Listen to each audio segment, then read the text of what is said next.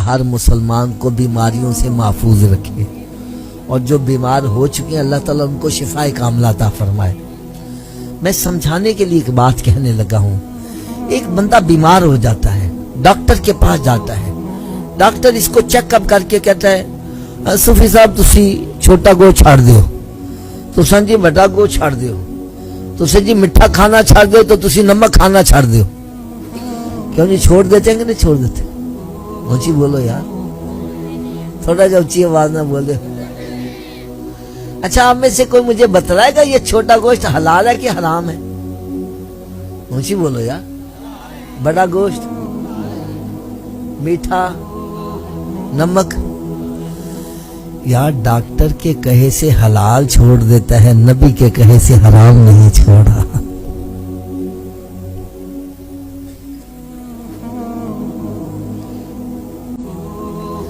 Doctor کے کہے سے اپنی من پسند چیز مٹھائی چھوڑ رہا ہے، اور نبی کے کہے سے شراب نہیں چھوڑا، جوا نہیں چھوڑا، پاؤڈر پینا نہیں چھوڑا، حرام کھانا نہیں چھوڑا، سود کھانا نہیں چھوڑا۔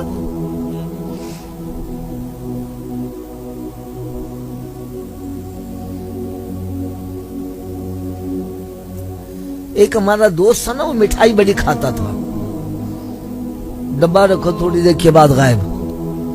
ایک مرتبہ اس نے مٹھائی کھانا چھوڑی، میں کہا یار انہیں نہیں کھاندہ ہوئے؟ کہنا جی حافظ صاحب ڈاکٹر نے منع کر دیا ہے۔ کسی نے منع کر دیا ہے؟ میں کہا چھوڑ ڈاکٹر کو، کھایا کر تم۔ مجھے کہنا نہیں حافظ صاحب ڈاکٹر میرا خیر خواہ ہے۔ کیا ہے؟ میں نے کہا میرے آقا سے بڑا خیر خواہ کوئی ہو سکتا ہے؟ ارے ڈاکٹر کی خیر خواہی تو اتنی دیر تک ہوتی ہے جتنی دیر فیس دیتے رہو، فیس کے پیسے نہیں اندر جانے دیتے، فیس بھی دیتے رہو۔ خیر خواہی اتنی دیر جنی دیر ساج صاحب ہے، مار گئے تو خیر خواہی ختم۔ اور میرے آقا صلی اللہ علیہ وسلم ایسے خیر خواہ ہے، آج اگر ہم زندہ ہیں تو سرکار کے صدقے سے ہی زندہ ہے۔ ارے آج ہمارے چہرے سلامت ہیں تو سرکار کے صدقے سے سلامت ہے، ورنہ پہلی امتوں میں ایک گناہ کیا جاتا تھا چہرے بدل جاتے تھے۔ آج ساری امتوں کے گناہ اکٹھے کرو، اس سے بھی زیادہ ہمارے اندر پائے جاتے ہیں۔ چہرے نہیں بدل رہے، سرکار کے صدقے سے نہیں بدل رہے۔ قرآن کہتا ہے وَمَا كَانَ اللَّهُ لِيُعَذِّبَهُمْ وَأَنْتَ فِيهِمْ۔ اے میرے پیارے حبیب صلی اللہ علیہ وسلم، میں ان پر عذاب کیسے نازل کروں جبکہ تو ان میں موجود ہے؟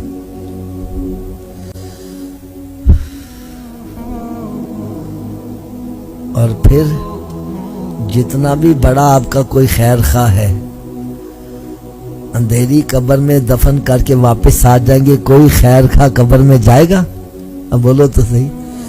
اور میرے آقا صلی اللہ علیہ وسلم ایسے خیر خواہ ہیں قبر میں بھی تشریف لائیں گے، اور ایسے خیر خواہ ہیں قیامت کے روز جب ماں اکلوتے کو چھوڑ کے بھاگ رہی ہوگی، سرکار وہاں بھی خیر خواہ فرمائیں گے۔ اب بتلاؤ ایسے خیر خواہ کا کہا ماننا چاہیے کہ نہیں ماننا چاہیے؟ آواز کم ہو گئی ہے یار۔ تو میرے آقا صلی اللہ علیہ وسلم نے ارشاد فرمایا قیامت کے روز مسلمان سے سب سے پہلا سوال نماز کا ہوگا۔ کون سا ہوگا؟ تو کیا ہمارا پہلا سوال درست ہے؟ چلو میں گیس لگواؤں، آپ بے شک تیاری نہ، آپ کہو گے حافظ صاحب نے تکا لگایا، پتہ نہیں آتا بھی یا کہ نہیں آتا، لیکن میرے آقا کا فرمان غلط ہے۔ جب سرکار صلی اللہ علیہ وسلم نے فرما دیا پہلا سوال ہی نماز کا ہوگا، اور جو پڑھے لکھے افراد بیٹھے میری بات سمجھ رہے ہیں، امتحان گاہ میں بیٹھے ہو، پہلا سوال صحیح ہو جائے، اگلے مشکل بھی ہو تو آسان ہو جاتے ہیں، اور اگر پہلے میں پھنس جائے اگلے آتے بھی ہو تو بھول جاتا ہے۔ تو بھائی سرکار صلی اللہ علیہ وسلم نے فرمایا پہلا سوال ہی نماز کا ہوگا، پھر کیا خیال ہے ہمیں نمازی بننا چاہیے کہ نہیں بننا چاہیے؟ آواز کم ہو گئی ہے۔